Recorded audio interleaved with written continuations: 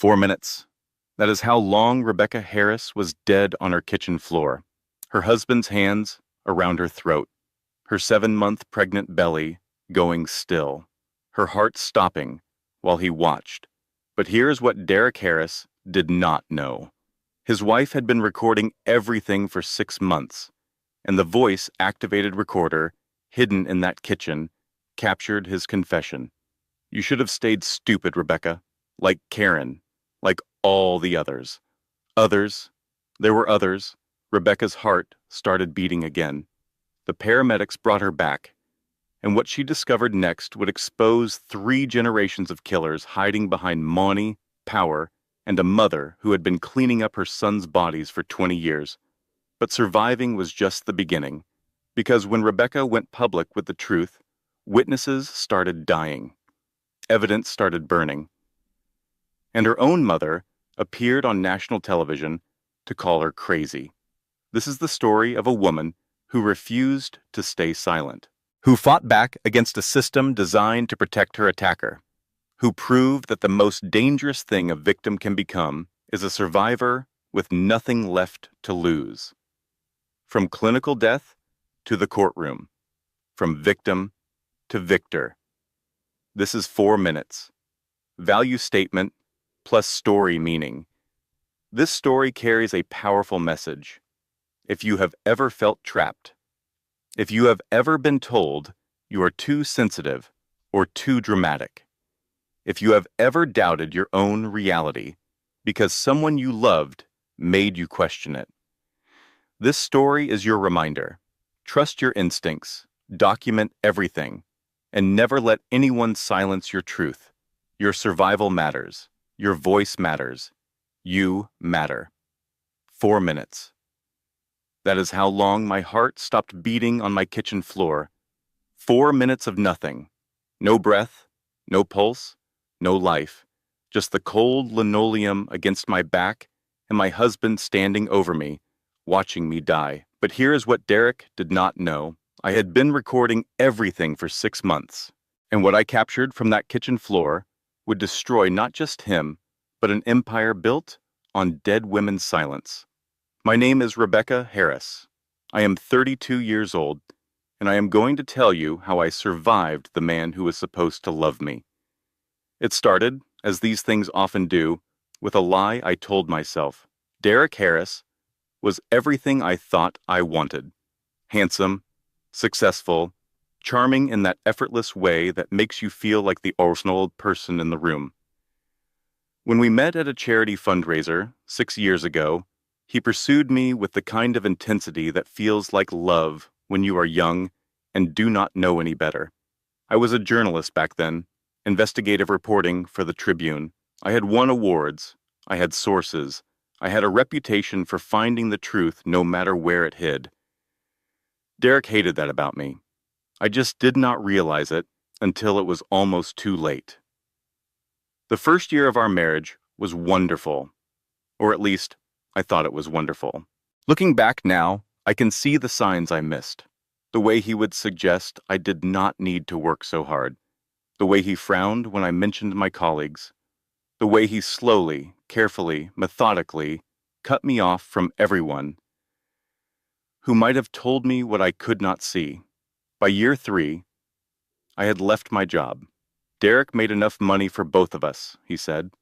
I should focus on our home, on our future family, on being a good wife. I told myself I was happy. I told myself this was what I wanted. I told myself the knot in my stomach every time he came home was excitement, not fear. But here's the thing about lying to yourself. Eventually, the truth gets tired of waiting. I was 7 months pregnant when I found the first piece of evidence. Derek had left his laptop open on the kitchen counter. He never did that. He was meticulous about his privacy, his passwords, his carefully constructed walls. But that Tuesday morning, he rushed out for an emergency meeting, and he forgot. I should not have looked. That is what the old Rebecca would have said. The Rebecca who still believed her husband loved her. The Rebecca who had not yet learned that trust is a weapon in the wrong hands. but I had stopped being that Rebecca months ago. You see, something had shifted in me around my 5th month of pregnancy. Maybe it was hormones. Maybe it was instinct. Maybe it was the way Derek's hand lingered a little too long on my arm during arguments, his fingers pressing just hard enough to leave invisible bruises. I had started documenting things, small things at first, the way he moved my car keys, and then accused me of being forgetful, the way he told me about dinner plans I had no memory of making, the way he quoted conversations that never happened, making me question my own mind. Gaslighting. I knew the word, I had written articles about it, but knowing a word and living inside it are two very different things. So I documented. I hid a notebook behind the cleaning supplies under the sink. I backed up text messages to a secret email account. I placed a voice-activated recorder in the kitchen, disguised as a decorative candle, and on that Tuesday morning, I looked at my husband's laptop. What I found made my blood run cold. The first file was a spreadsheet, client accounts, transfers, numbers that did not add up. Derek was a wealth manager, handling investments for some of the most prominent families in the city. He had access to over $200 million in assets, and he was stealing from them. $3.2 million skimmed from elderly clients over 18 months. Small amounts at first, then larger still. But that was not the worst of it. The second thing I found was a phone bill, a separate account I had never seen, a number I did not recognize. Hundreds of calls and texts to the same contact, labeled only with a heart emoji. My hands trembled as I searched further. The third thing broke me. Photos. A woman. 2 children. A little boy around 4 years old. A little girl maybe 2. They had Derek's eyes, his nose, his smile. And in one photo, Derek stood with his arm around the woman, both of them wearing wedding rings. My husband had another family. I sat at that kitchen counter for a long time. My hand rested on my pregnant belly, feeling my daughter kick, while I stared at evidence of a life I never knew existed. The old Rebecca would have cried. The old Rebecca would have confronted him. The old Rebecca would have begged for an explanation, desperate to believe there was some innocent reason for what she was seeing. But I was not the old Rebecca anymore. I was a woman who had been slowly suffocating for years, a woman who had started sleeping with one eye open, a woman who had programmed her phone's emergency button to dial 911 with a single press. I was a woman who had learned the hard way that the most dangerous time in an abusive relationship is when you try to leave. So I did not confront him, not yet. Instead, I copied everything, every file, every photo, every incriminating document. I uploaded them to 3 separate cloud accounts, all with passwords Derek would never guess. Then I closed the laptop and went back to making his coffee. 2 sugars, stirred exactly 20 times clockwise. The man counted. He actually counted the stirs. Who does that? Serial killers, I thought. Serial killers count coffee stirs. But I made it perfect anyway, because I needed time. I needed a plan, and I needed Derek to believe I was still the stupid, compliant wife he had created. He came home that night in a good mood. The meeting had gone well. A new client, big money. He kissed my cheek and patted my belly and asked what was for dinner. I smiled and told him pot roast, and I waited. 3 days later, I found the plane ticket. One way to the Cayman Islands, booked for the following Wednesday. Just 1 seat. He was going to run, take the money and disappear, leave me pregnant and penniless and utterly destroyed. Unless I destroyed him first, I texted my best friend Sarah a code word we had established months ago. Red velvet. It meant I need you to be ready. Something is coming. She texted back a single word. Always. Then I checked my recorder, made sure it was working, made sure it was hidden, and I waited for my husband to come home. If you are listening to this and something feels familiar, if you have ever documented a conversation because you knew he would deny it later, if you have ever hidden money or made secret plans or programmed emergency numbers into your phone, I need you to understand something. That feeling in your gut is not paranoia. It is not you being dramatic or crazy or too sensitive. It is your survival instinct, and you should trust it because I trusted mine, and it saved my life. Derek came home at 9:30 that night, late, which was unusual. His face was tight, controlled, the way it got when something had gone wrong at work. I was in the kitchen, making coffee, always making coffee. He dropped his keys on the counter with more force than necessary. I heard them land, felt the vibration through the floor. "Rebecca," he said. His voice was calm, too calm. I turned around slowly, the coffee pot in my hand. "Yes? Where were you today?" The question caught me off guard. "I was here. All day. Why?" He took a step toward me. "Someone accessed my laptop." My heart hammered, but I kept my face neutral. I had practiced this. All those years as a journalist, interviewing criminals and politicians, had taught me how to lie with my eyes. "What do you mean?" I set the coffee pot down carefully. "I have not touched your laptop." He stared at me for a long moment, searching, calculating, then he smiled, but it did not reach his eyes. "Of course you have not," he said. "My mistake." He walked to the refrigerator, opened it, stared inside at nothing. The silence stretched between us like a held breath. I went back to making the coffee. 2 sugars, 20 stirs, perfect. But my hands were shaking, just slightly, just enough. "Who is Karen?" I asked. I did not plan to say it. The name just came out. Karen. One of the contacts in his secret phone. A woman he had texted hundreds of times. A woman whose name appeared in old emails I had found. Emails from 10 years ago. Emails that stopped abruptly after a single police report that had been mysteriously dismissed. Derek went very still. "What did you say?" I turned to face him. Something in me had snapped. Maybe it was the plane ticket. Maybe it was the other wife. Maybe it was 7 months of carrying his child while he planned to abandon us both. "Karen," I repeated. "And Jennifer. And Megan. Who are they, Derek?" His face changed. I watched it happen in slow motion. The mask slipping. The real Derek emerging from behind the charming facade. "You should not have looked," he said quietly. I backed up a step.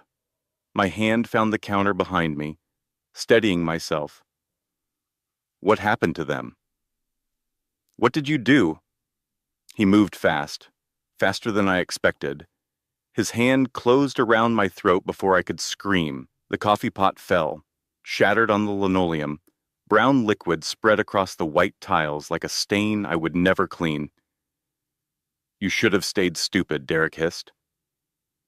His breath was hot on my face. His fingers tightened. "Like Karen. Like all the others. Now look what you made me do." "Others?"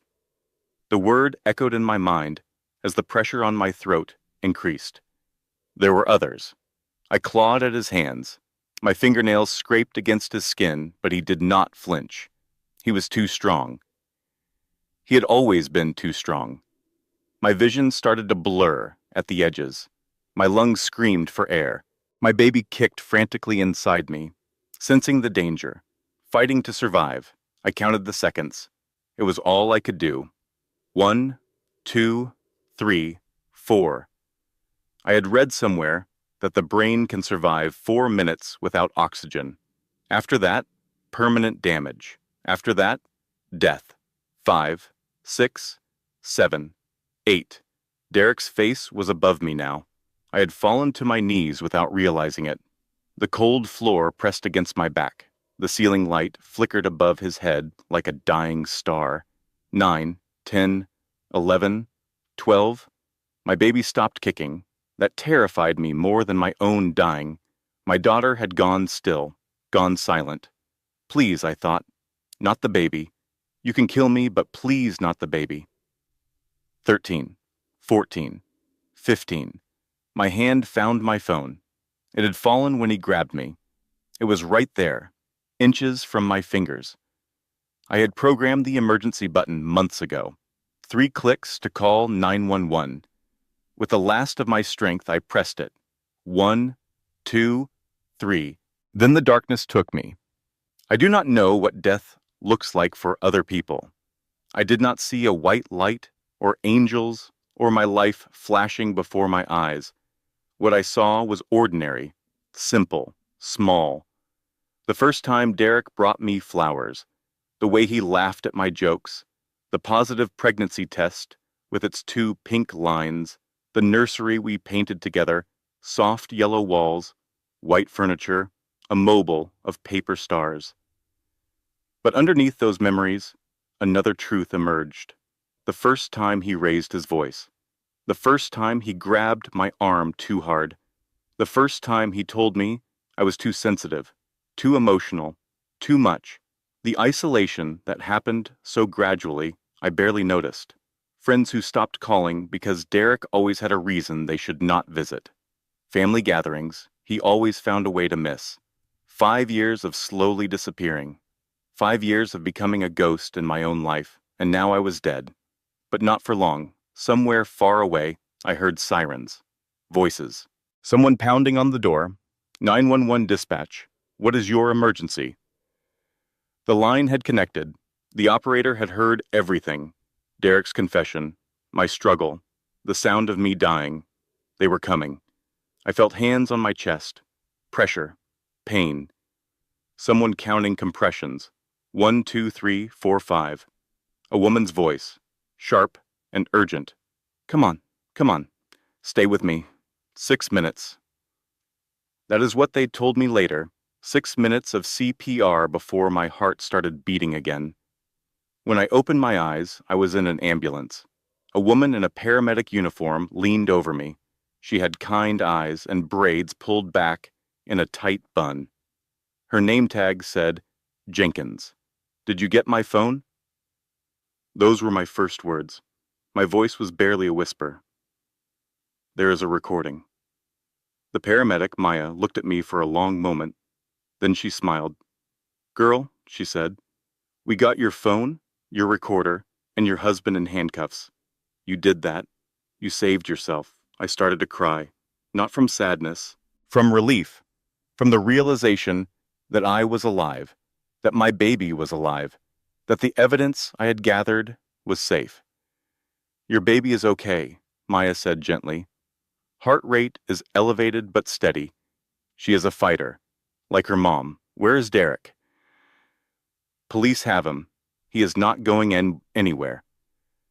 I closed my eyes, let myself breathe, let myself believe, for just a moment, that the worst was over, but I was wrong. The worst was just beginning.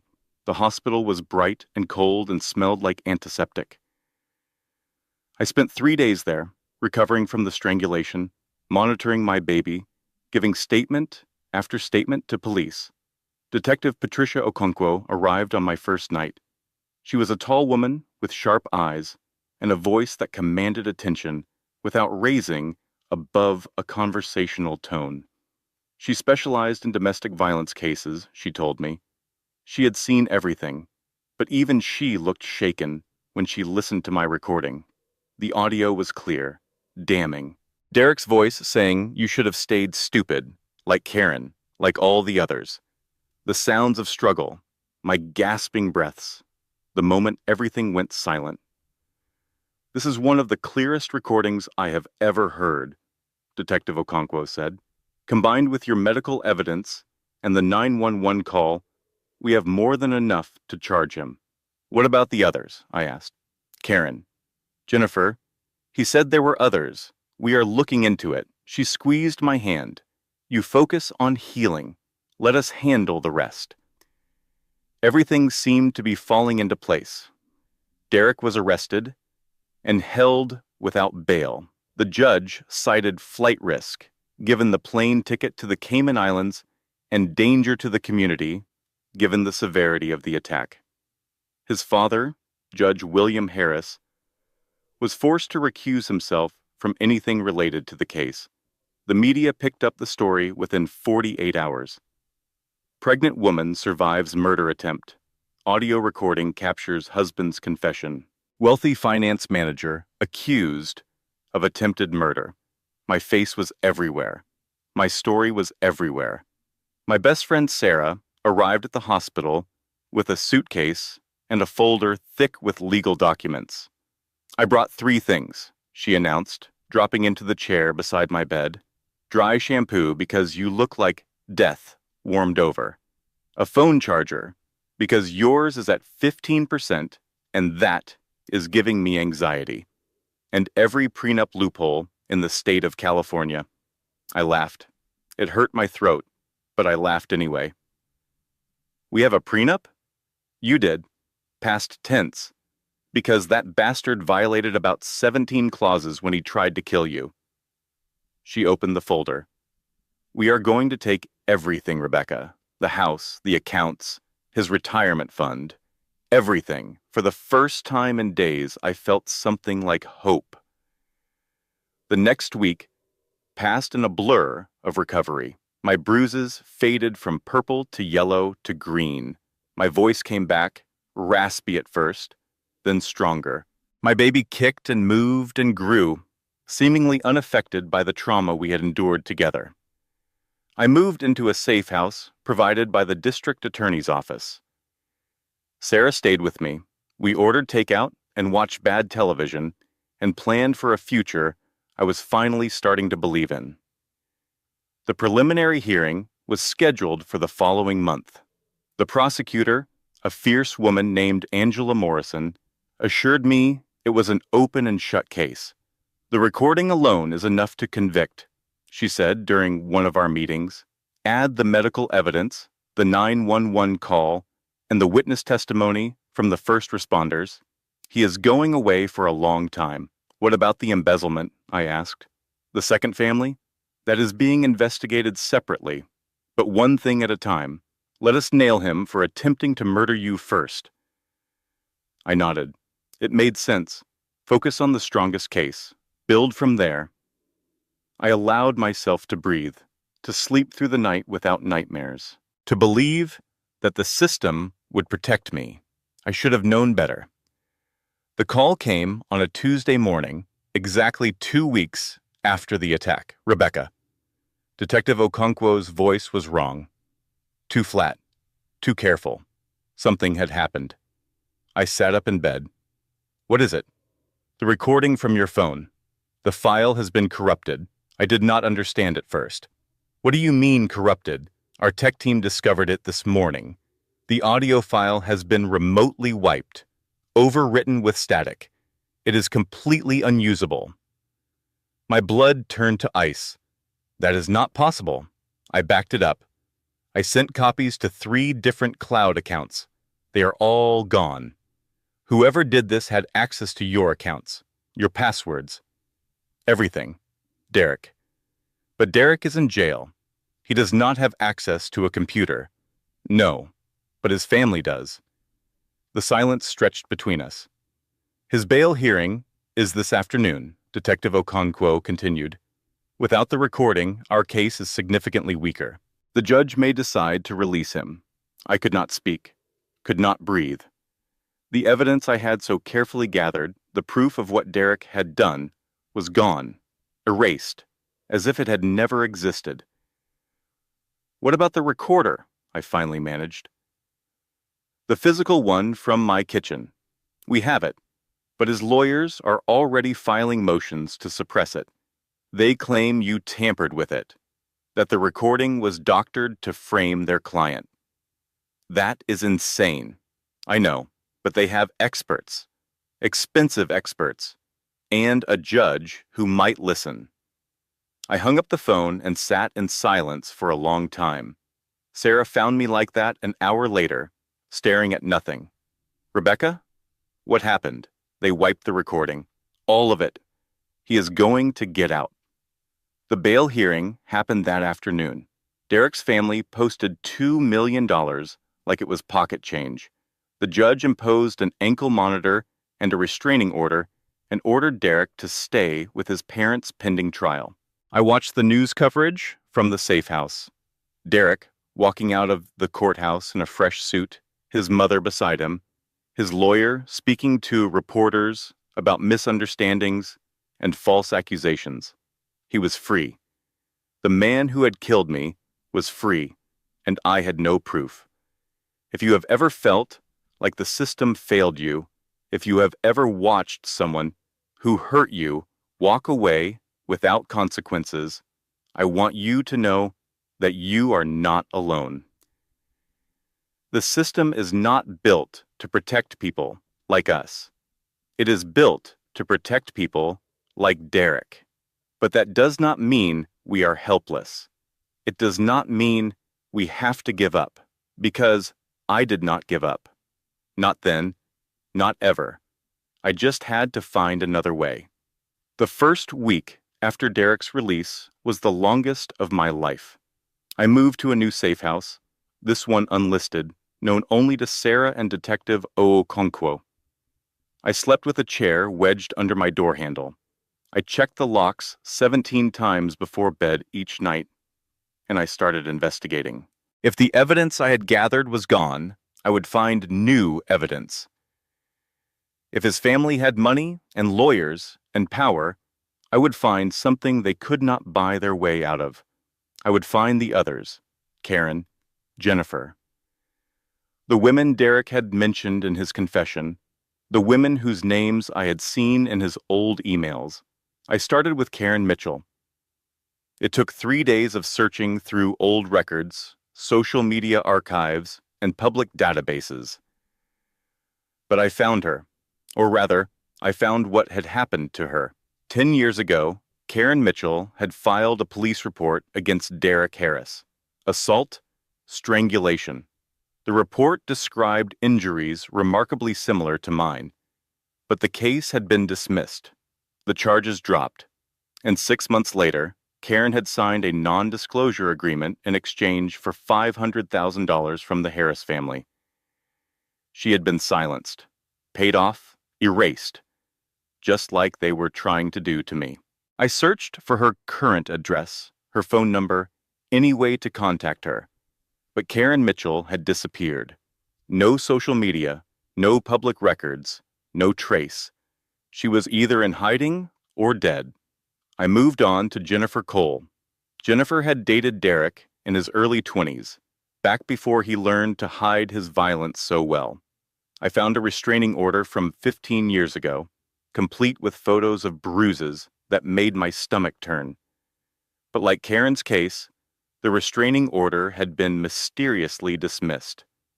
The judge who signed the dismissal, a golf buddy of Derek's father. Unlike Karen, Jennifer was not completely invisible. She had changed her name, moved across the country, built a new life. But I found her. A journalist's instincts never really disappear. I sent her an email, then a letter. Then, when she did not respond, I drove 6 hours to stand on her doorstep.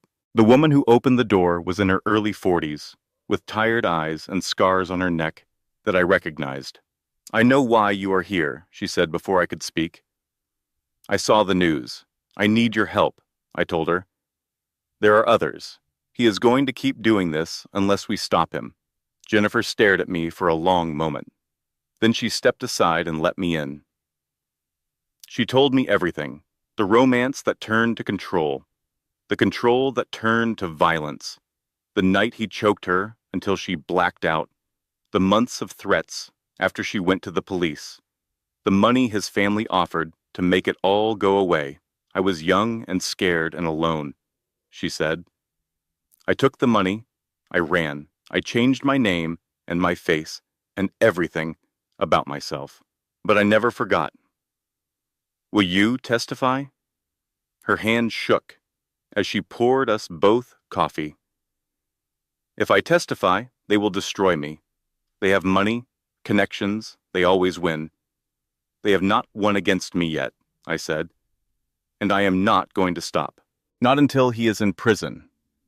Jennifer looked at me, at my pregnant belly, at the determination in my eyes. You really think you can beat them? I have to, I said, because if I do not, he will do this to someone else, and the next woman might not survive. Jennifer was quiet for a long time. Then she stood, walked to a closet, and pulled out a cardboard box. I kept everything, she said. Photos of my injuries, medical records, copies of the restraining order. I knew someday someone would come looking. I stared at the box, at 15 years of evidence that had been waiting for this moment. One more thing, Jennifer added. You should find a woman named Megan. Derek married her about 6 years ago, told her his first wife, meaning you, died in a car accident. What? He has another wife, Rebecca. Another family. She has no idea who he really is. My head spun. I had known about the other woman, the photos on his laptop. But married? Derek Harris was a bigamist. And somewhere out there was another wife who had no idea she was sleeping next to a monster. I drove home that night with Jennifer's box of evidence in my trunk and a growing sense that this story was bigger than I had ever imagined. But the hits kept coming. The next morning, I turned on the news to see my mother's face on screen. My mother, Linda. The woman who had raised me alone after my father left. The woman I had called every Sunday for the past 15 years. The woman I had trusted completely. She was standing outside a courthouse, surrounded by reporters, and she was talking about me. My daughter has always been dramatic, she said to the cameras. She had mental health issues in college. Derek has been nothing but patient with her. This pregnancy has made her unstable. I stared at the television. My coffee grew cold in my hands. I believe my son-in-law is innocent, my mother continued. Rebecca needs help, professional help. This fantasy she has created about Derek trying to kill her is exactly that. A fantasy. The phone rang. Sarah's name on the screen. I answered without speaking. Rebecca. Sarah's voice was careful. Did you see it? Why, the word came out broken. Why would she do this? I do not know, but I am going to find out. It took Sarah 2 hours to get the answers. Derek has been paying your mother's mortgage for 3 years, she told me. He bought her that new car. He pays her credit card bills. She is completely financially dependent on him. My mother had sold me out. For money.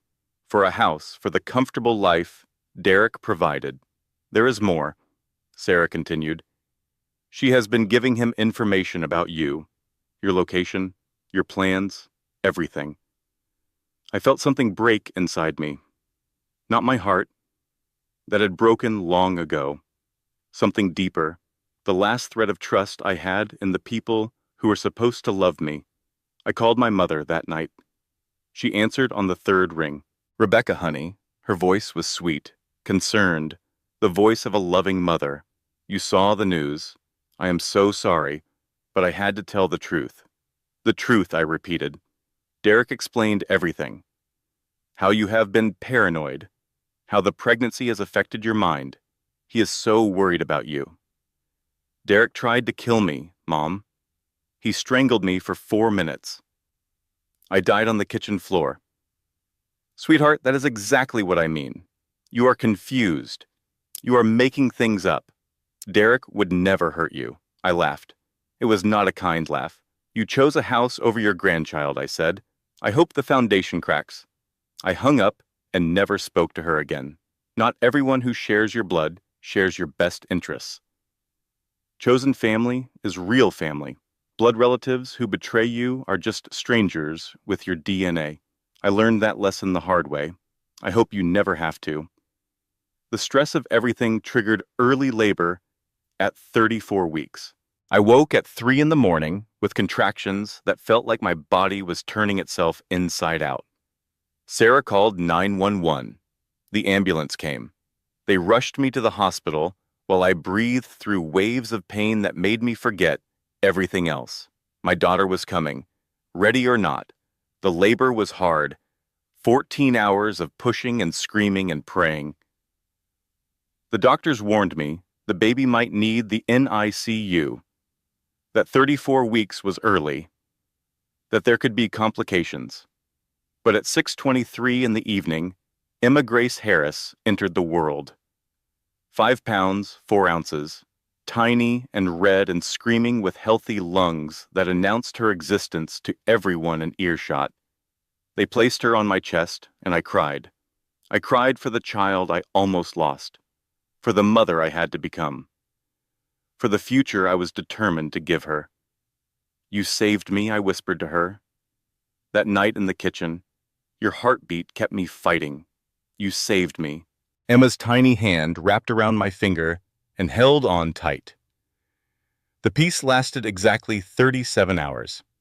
I was half asleep in my hospital room, Emma in the bassinet beside me, when the door opened.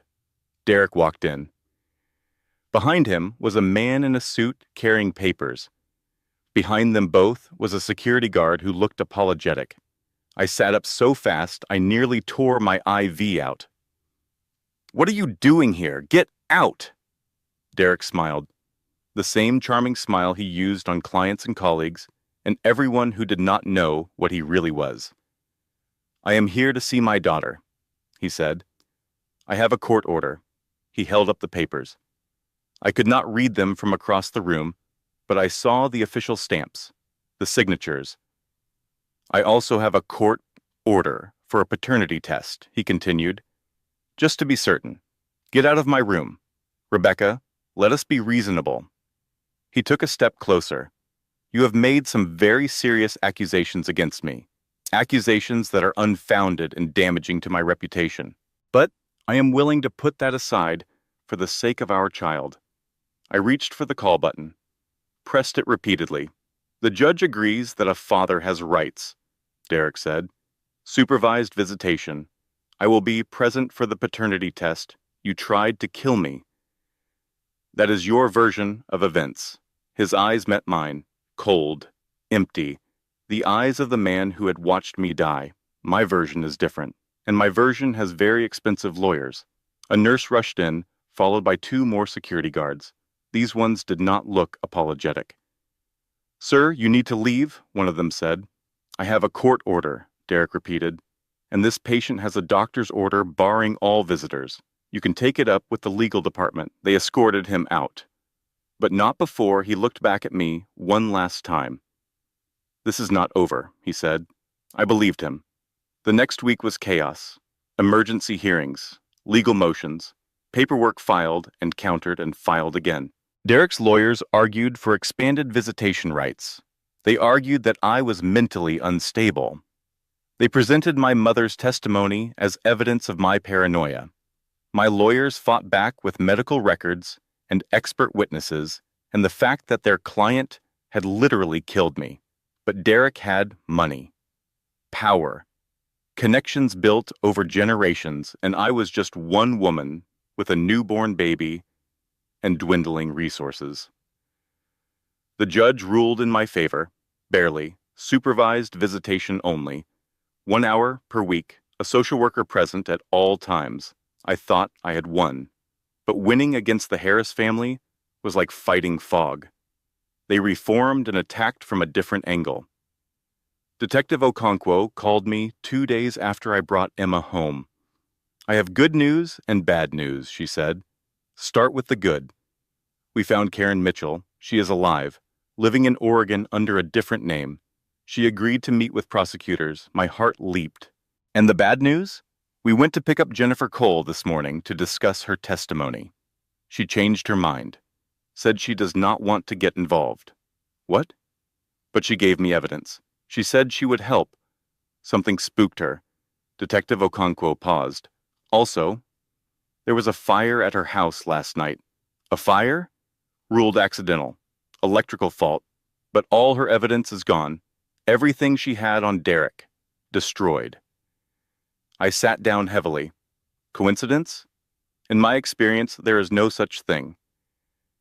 Karen Mitchell agreed to meet me in a diner in Portland.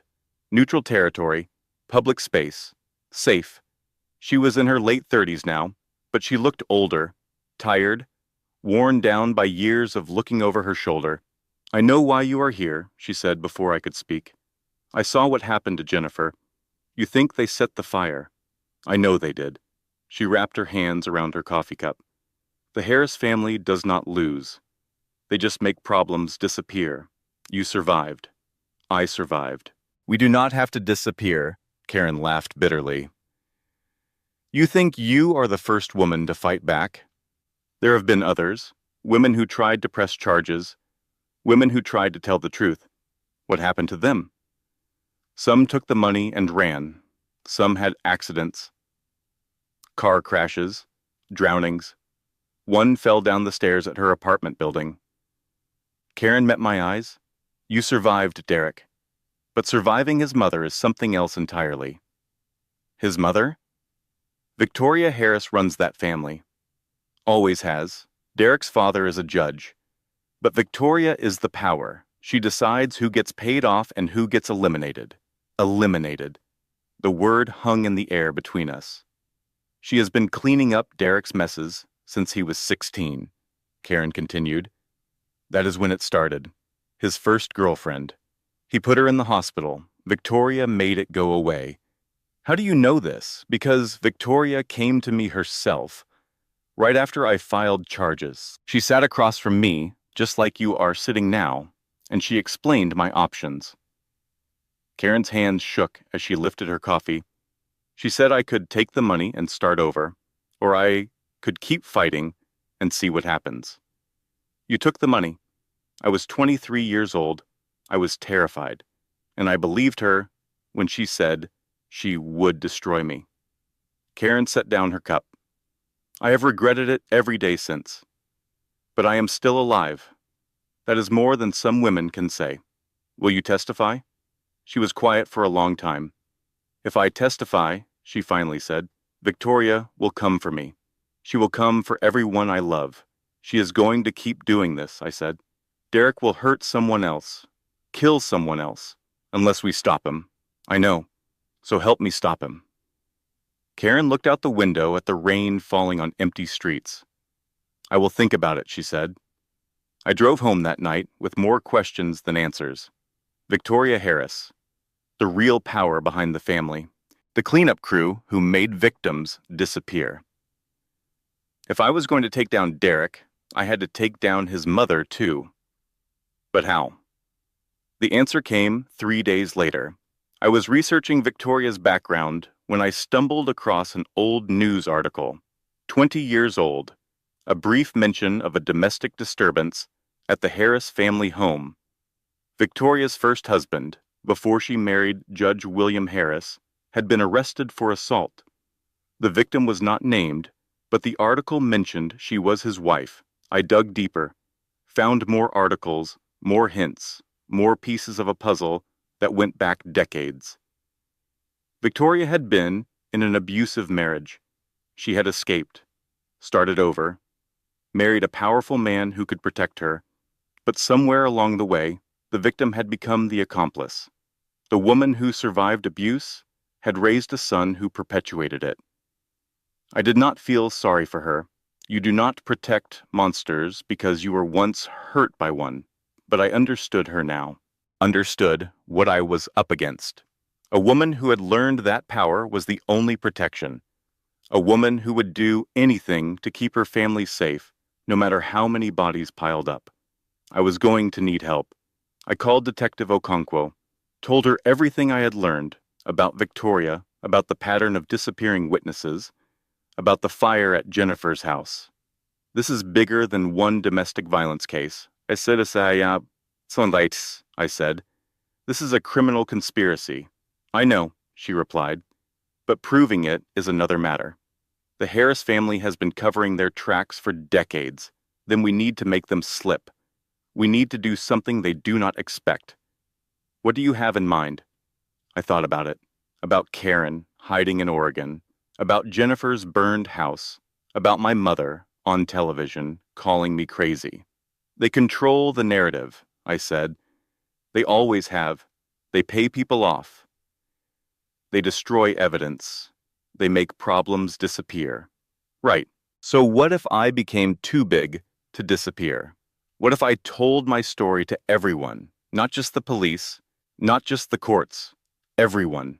You mean go public? I mean go viral. I wrote the thread at 3 in the morning while Emma slept in her crib beside me. Every word felt like a weapon. Every sentence a piece of ammunition. My name is Rebecca Harris. 6 weeks ago, my husband strangled me until my heart stopped. I was dead for 4 minutes. And since then, his family has done everything in their power to silence me. I started from the beginning. The charming courtship, the gradual isolation, the gaslighting that made me question my own mind. I wrote about the night I almost died, about the recording that was mysteriously wiped, about my mother appearing on television to call me crazy, about witnesses who had been silenced or scared into silence. I named names. Derek Harris, Victoria Harris, Judge William Harris. I included photos, documents, everything I had gathered that had not been destroyed. And at the end, I wrote this: if I disappear, you know who did it. If something happens to me, if I have an accident or a sudden illness, or I am found dead from suicide, you will know the truth. The Harris family does not let victims tell their stories, but I am telling mine, and now millions of people have heard it. I hit publish at 4:17 in the morning. By 6, the thread had 10,000 views. By noon, it had 1 million. By evening, my name was trending nationwide. The response was overwhelming. Thousands of messages from other survivors, media requests from every major network, lawyers offering to represent me pro bono, and from the Harris family, complete silence. For 3 days, they said nothing, did nothing, probably scrambling behind closed doors, trying to figure out how to control a narrative that had spiraled beyond their reach. Then Victoria Harris appeared on television. I watched her press conference with Sarah beside me, both of us barely breathing. Victoria stood at a podium, perfectly composed, surrounded by lawyers and publicists. She dabbed at her eyes with a handkerchief. My family is being victimized by a disturbed woman, she said. Rebecca Harris has a history of mental illness. Her accusations are completely fabricated. My son is innocent, and we will prove it in court. A reporter raised his hand. Mrs. Harris, what about the allegations of witness intimidation? The fire at Jennifer Cole's house? Baseless conspiracy theories. Victoria's voice was steady. We are cooperating fully with law enforcement. We have nothing to hide. Another reporter? What about the claims that your family has paid off previous victims? We do not dignify lies with a response. Victoria looked directly into the camera. The only real victim here is my son, and we will fight these false accusations with everything we have. She walked away without taking more questions. They are scared, Sarah said. That is what scared looks like when you are rich enough to afford professional composure. I was not so sure. Victoria had been managing crises for decades. She would not go down without a fight. The fight came sooner than I expected. 2 days after Victoria's press conference, Karen Mitchell was found dead in her apartment. The police ruled it suicide, pills and alcohol, a note that said she could not live with the guilt anymore. I did not believe it for a second. Detective Okonkwo called me that night. Her voice was grim. Karen is dead, she said. I know. I saw the news. There is more. Jennifer Cole's house fire. We found evidence of accelerant. It was arson. Can you prove who did it? Not yet. But Rebecca, you need to be careful. These people are not just willing to pay off witnesses anymore. They are willing to kill them. I looked at Emma, sleeping in her crib, at her tiny hands and peaceful face. I am not going to stop, I said. I know. Just stay alive long enough to finish this. I was about to hang up when something else occurred to me. Detective, Derek's other wife, Megan. Have you found her? We are looking, but she seems to have gone underground. Find her, I said. She might be the key to everything. Megan Harris found me first. She showed up at my safe house on a Tuesday afternoon, 2 weeks after Karen's death. I did not know how she got the address. I did not ask. She was in her mid-30s, blonde, put together in that way that suggests money and time and careful attention. She looked like exactly the kind of woman Derek would choose. Polished, perfect, easily controlled, but her eyes told a different story. Red-rimmed, exhausted, the eyes of a woman whose world had just collapsed. "You are Rebecca," she said, "and you are Megan. I saw your thread." She laughed bitterly. "My husband's first wife, back from the dead, except he told me you died in a car accident 5 years ago. He is good at lying. He is good at everything, except being human." She walked into my living room like she had been there before, looked around at the sparse furniture, the baby supplies, the evidence of a life stripped down to essentials. "I have 2 children with him. Did you know that? I saw the photos on his laptop. A boy and a girl. They look just like him." Megan's voice cracked. "Every time I see their faces now, I see his." I did not know what to say, so I said nothing. She sat down heavily on my couch. "I did not know. I need you to understand that. Whatever you think of me, I did not know what he was. I believe you. Do you? Because I am not sure I would believe me." I sat across from her, studied her face, saw the same shell shock I had felt when I first learned the truth. "He told you I died," I said. "What else did he tell you? That his first marriage was tragic but brief, that he was heartbroken but ready to love again, that I was the one who could heal him." She laughed again. "God, I actually believed that. I thought I was special. We all think we are special. That is how they get us." Megan reached into her purse, pulled out a folder thick with papers. "I started digging after I saw your thread," she said, quietly, carefully, without letting him know. "And I found things, bank accounts I did not know existed, properties in other countries. And these," she handed me the folder. Inside were photos. A woman I did not recognize, bruises on her face, her arms, her neck. Medical records documenting multiple injuries over several years. "Who is this?" "Victoria Harris." Megan's voice was quiet. "Derek's mother, 30 years ago, before she married the judge." I stared at the photos, at the woman who had become my enemy, at the victim she had once been. "She was in an abusive marriage," Megan continued. "Her first husband nearly killed her. She escaped, married Judge Harris, built a life. But look at the dates on those medical records. Look at when the abuse started." I looked. The first injury was documented when Victoria was 23 years old. The last was when she was 27. 4 years, I said. 4 years of hell. And then she got out, married money, power, protection. Megan met my eyes, but she did not stop the cycle. She just found a way to control it. She raised Derek to be like his father. Worse. She raised him to believe he could do anything and she would clean up the mess. She created the monster, and she has been protecting him ever since. I sat back. Let the implications wash over me. Victoria Harris was not just covering up her son's crimes. She was perpetuating a cycle of abuse that went back generations, a cycle she had once suffered from, a cycle she now protected. "Why are you showing me this? Because I am done." Megan's voice hardened. "I spent 6 years married to a monster. I had his children. I let him into my life, my bed, my family, and the whole time he was planning to do to me what he did to you. I found the life insurance policy, Rebecca. $2 million. With me as the beneficiary if I died. He was going to kill you. Eventually. When he got bored. When I asked too many questions. When I became inconvenient." She stood up. "I am going to testify against Derek, against Victoria, against all of them. I have documents. I have recordings. I have enough to bury that entire family. They will come after you. Let them try. I have money now. I have lawyers, and I have absolutely nothing left to lose.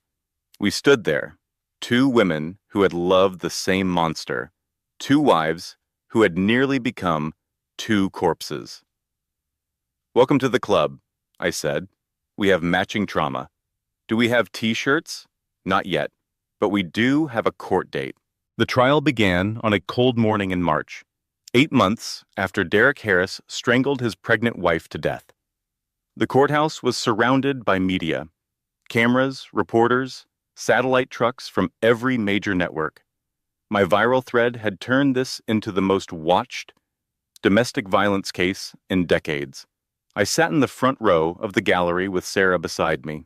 Emma was safe at home with a private security guard and two of Sarah's most trusted friends.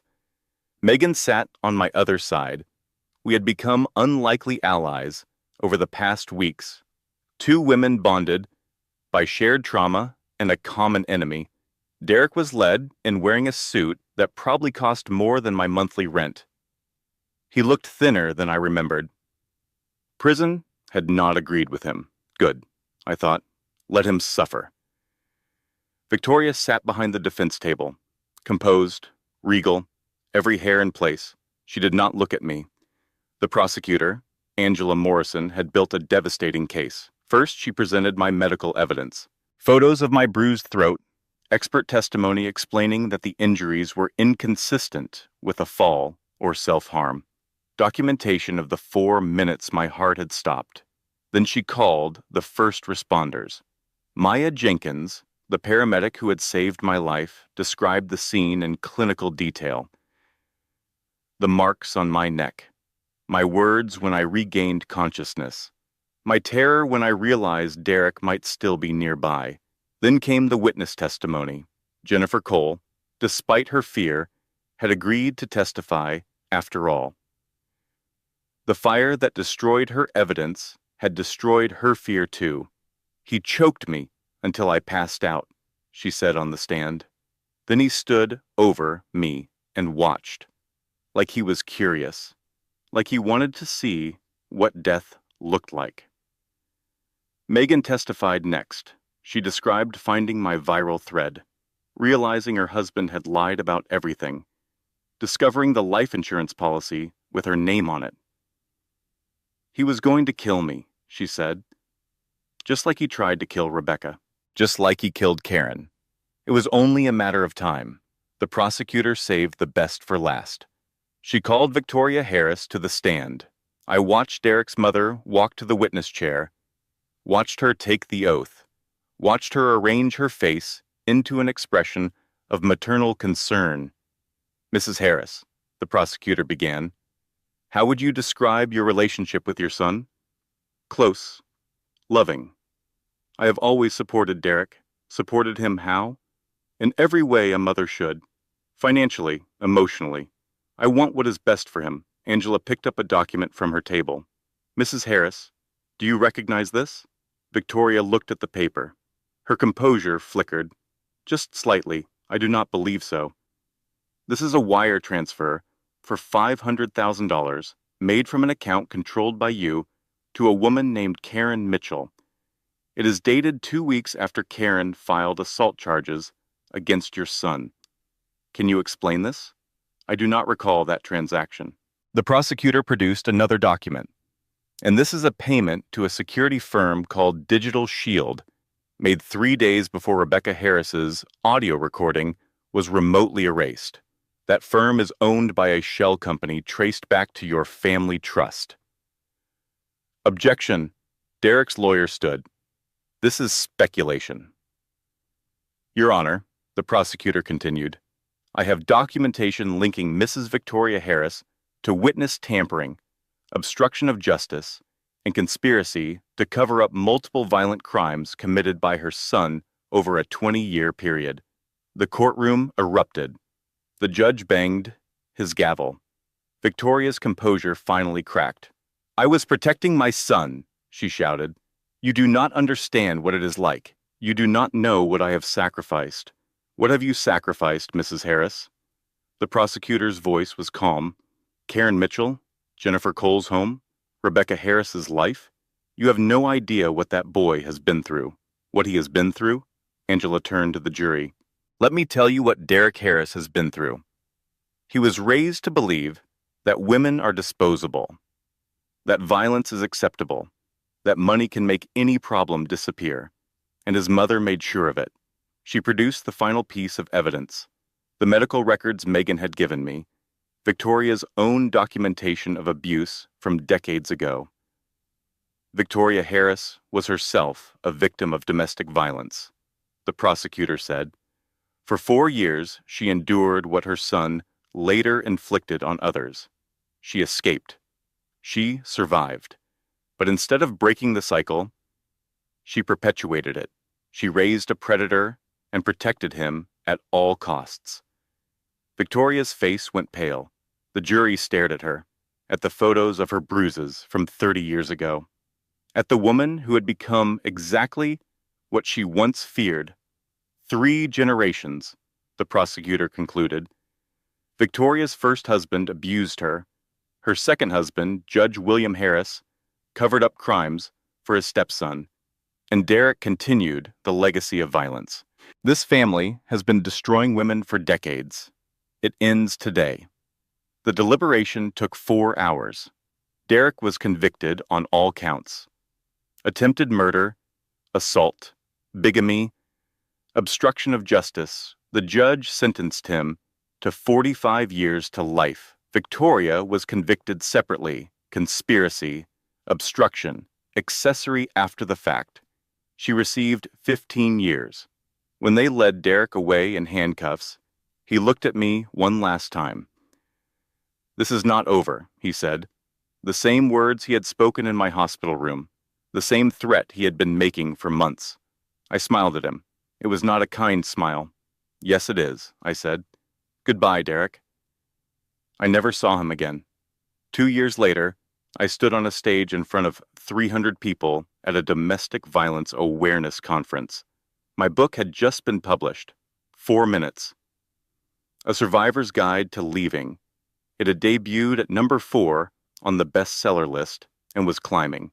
More importantly, I had founded a nonprofit called First Response. We help survivors document their abuse safely, connected them with legal resources, and provided emergency funds for women trying to escape. I looked out at the audience. Survivors, social workers, law enforcement, advocates, people who understood. People asked me why I did not leave sooner, I said into the microphone, why I stayed with a man who hurt me.